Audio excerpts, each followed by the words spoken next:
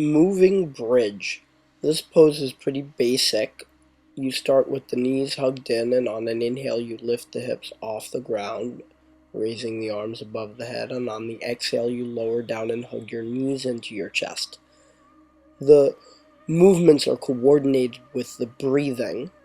You start the breath before you start moving, and you finish the breath a little after you finished moving, so the breath envelops the movement.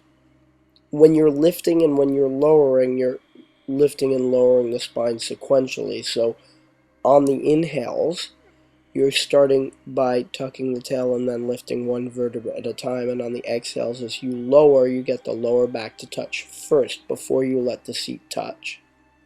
You continue coordinating the movement with the breath, and you feel that action of the movement releasing tension from the hips, the lower back, the shoulders, the neck, the upper back, and the breath is full and even.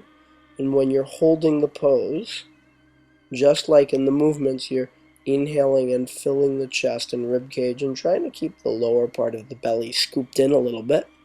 And on the exhales, as you scoop the belly fully up underneath the rib cage, or as fully as you can, you try and keep the chest a little expanded, and you feel that work in the core with the breath.